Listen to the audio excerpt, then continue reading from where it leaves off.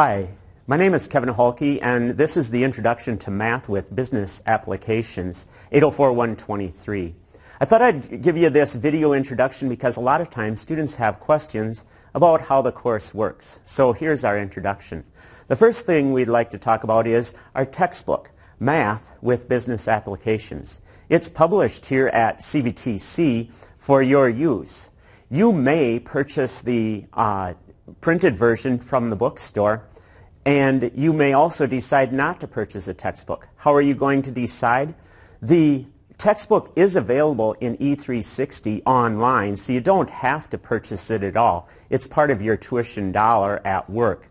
If you want to write in the book or take notes, then purchasing the textbook might be the thing that you want to do. Sometimes it's related to how old you are. If you're an old fuddy-duddy like me, you probably want to purchase the textbook. The way that you want to access your website, your course, is through the website cvtc.edu. The page looks like you see behind us here, and the thing you want to pay attention to is the login for My CVTC. You can see it up here in this section.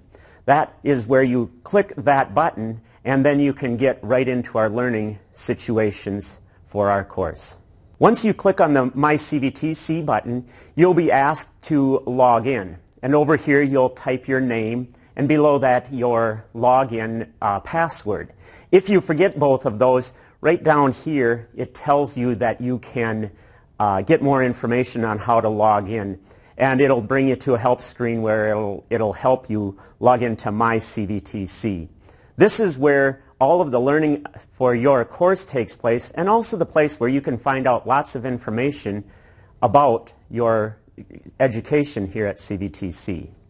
Once you've logged into My CVTC, you have access to all kinds of information. If you look up at the tabs at the top, it's got my student life, my work, and things like that. But the parts that we're going to pay attention to are, first of all, in the upper corner, we're going to pay attention to student email. When you use the email here at CVTC, your .student.cvtc.edu address, you're going to want to use that address, click on that button there. And the reason for that is that's how all of the college interacts with their email. While you may be able to send email messages through E360, your student aid will not come through your E360 email address. So make sure you know how to check your email through the student email address that you can see. The next thing we want to talk about is logging into E360 itself. And if you notice up here in this section it says Advance 360, and that's the E360. Sometimes there's an automatic login available, and sometimes you have to manually log in. Right now you can see that it's set so that you can automatically log into E360. And that's the learning management system that we use for our course and for most of the courses here at CVTC. Once you've logged into E360, you can see the buttons across the top that tell you all kinds of information about your course, as well as the buttons along the side here that tell you about well, I guess more information about the course. Probably the most important part is the part of the screen right behind me where you can see daily announcements, work that's due, things like that. That's the most important part of the main screen of E360. But for right now, why don't you click on Courses up here, and then once you've clicked on Courses, select our course from your list, and then we'll go right into our Math with Business Apps course. E360 is the main way that I communicate with you on the assignments you have to do and the place where you do all of your work for this course. You're either going to be doing tests or Dropbox items and turning them in to me. There are three things that I would like you to pay attention to: the syllabus, the due dates, and the video and scorecard list. Those are three very important things. Let's look at them individually. The syllabus behind me is the contract that we have, you and I. The things that I promise to do for you, the student, and the things that you, the student, promise to do so that you can get the grade that you need for your course. It's a several-page document, so make sure that you pay attention to it. You don't have to print it off because this is available throughout your course, and it is also partly available in your textbook. The next thing that I would like to talk about is the due date list. The due dates are assigned by weeks. That's that document that you can see behind me here, and it lists the items that are due each of the weeks, the 16 weeks of our semester. Assignments are due on Friday, and I understand that that sometimes is a problem for students. If you can only work on the weekend, please work ahead so that you can have all week to work on your other courses and then have the time available for not just your work, but also for your family life and your school life as well. Best place, or the best document that we have available for you is the video and scorecard document.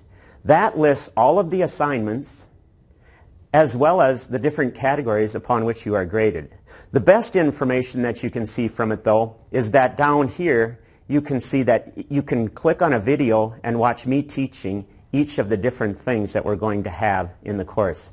Students find these very valuable. The most important piece of equipment that you're going to need for our course is the calculator.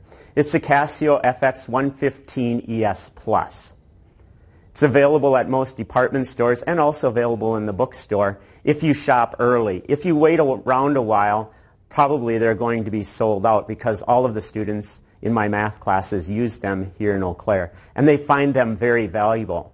I just had student evaluations, and one of them said, make sure that you tell all the students that they really need to buy the calculator. One of the advantages of buying the calculator is that you can see we have a document in our E360 course that shows you how to use each of the buttons in the course. Not just what buttons to press to do a certain function, but also a video showing you how to press the buttons. It's a very helpful document for students. Now let's return to the buttons along the side of our course. The button that we're going to talk about first is the Lessons button. The Lessons button lists all the learning plans for the whole course. Our course is divided into 6 units, and you can see their names listed in the document behind me. For each of those different learning plans, you will be able to find out all of the information that you need. It also has links to the videos that are available, as well as directions on which learning tests to take for each of those different objectives. The next button down is the drop box. It lists the boxes where you are going to deposit your Dropbox items. The actual items that you're going to deposit in there are found in the lessons above, and so you want to click on those first.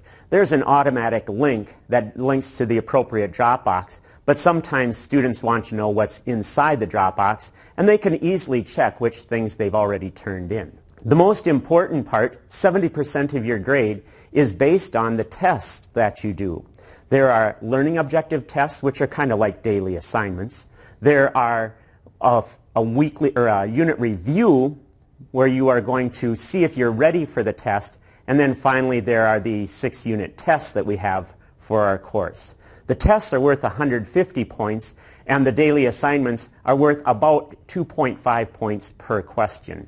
And you have between 10 and 15 questions to answer for each of the daily assignments. Here I clicked in one of the tests, and as you can see, there's directions on how to do the different parts of that lesson, but most importantly, there's a link to a video file that you can watch me solving each of the question types that are available for that learning objective. One of the most important things that CVTC prides itself on is that it has the faculty available for the students. I have this section available in the syllabus that explains when our class meets, what my office hours are, and how to get in touch with me.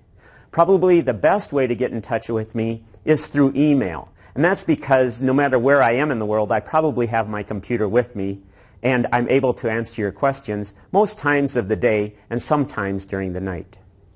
Here's what one of the students wrote that I think you should know about. I do appreciate the second chance, Kevin. I can assure you my reason for missing the assignments, but perhaps Negligence for attention to detail. I think I may have accidentally looked past a few that I thought had been completed. I tried to keep up with my lessons and even work ahead in some instances. I must say I did appreciate the option to do that. And thank you very much for being so easily accessible when I had questions or concerns. Your online option made it possible for me to complete all the last of my general education courses while working full-time. I would happily recommend you to any student looking for a math instructor in the future. I'll be sure to get those unfinished assignments completed as soon as they become available. I think that's one of the things that students don't realize when they start a math class is that they think they're all alone. And I want you to know I'm in this with you. I want you to succeed. And I've got ways that I can help you even while you're working on one of the assignments. For example, here's a question that a student asked me about in an email. And so I did a screen capture on the question and I showed them how to solve that question. They wrote back and say, "Oh, now I understand."